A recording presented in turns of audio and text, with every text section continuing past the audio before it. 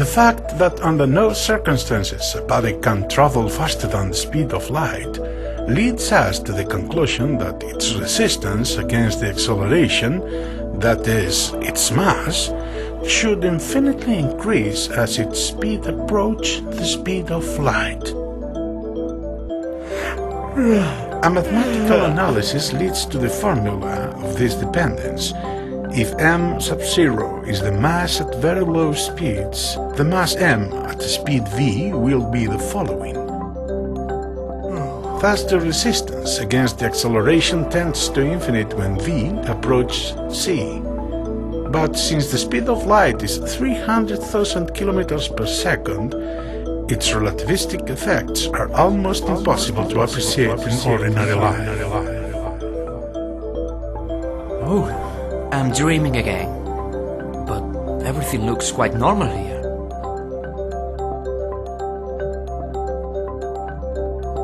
Oh, I see. It's all about the contraction of moving bodies, as the professor explained. In this dream, there is a speed limit which can't be reached.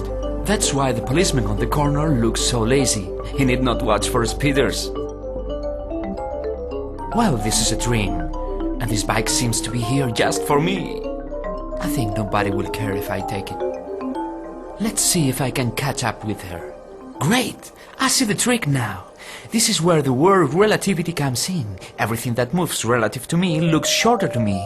Everything but me. What a pity. I wish I could see myself as thin as a noodle. It is impossible to exceed the speed limit in this dream. As when the old professor said it was impossible to surpass the speed of light. But though I can't overtake her, at least it seems as I was getting nearer. Now it seems as we were not moving relative to each other. That's why I see her normal. Hello? Don't you find it strange to live in a city with such a slow speed limit? Speed limit? We don't have any speed limit here. I can get anywhere as fast as I wish.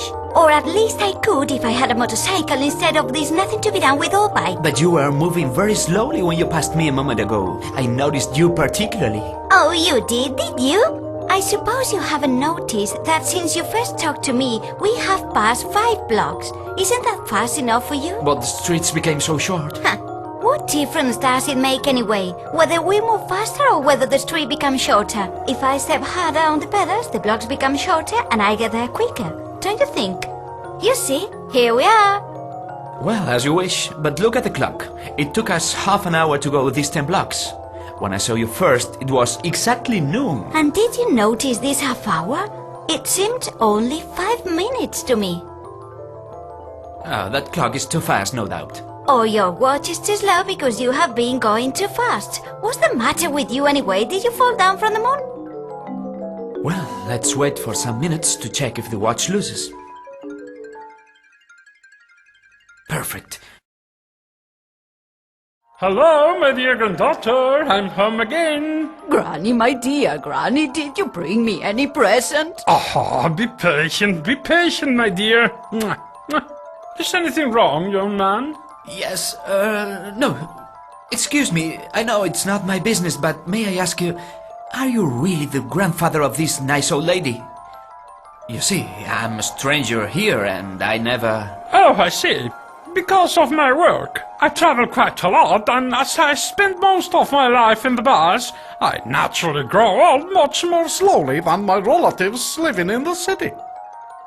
I am so glad that I came back in time to see my dear little granddaughter still alive. But excuse me, please. I have to attend to her in the taxi. Yes, of course. If all were relative, the traveler would appear to his relatives as a very old man, and they would appear very old to him.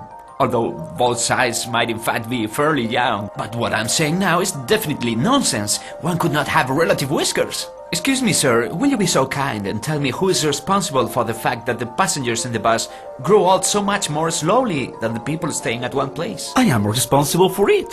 Oh, so you have solved the problem of the philosopher's stone of the ancient alchemists. You must be quite a famous man in the medical world and a very rich person. Oh, no. I am just the foreman of this bus station. The station foreman? You mean the station master? You mean you just say when the buses must leave? Yeah, that's all I do. And every time the bus gets started, the people in town gain in their ages relative to the passengers. But what's that have to do with staying young? You see, I don't really know what happens, but it is so.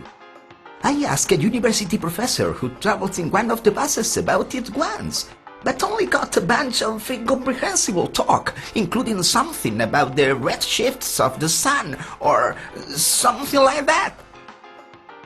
Have you ever heard about those red shifts? No. Neither have I. Well, young man, I'm afraid I must go. And thus penetrating the domains of the pure theory of relativity. Thank you very much for your attention and see you next time.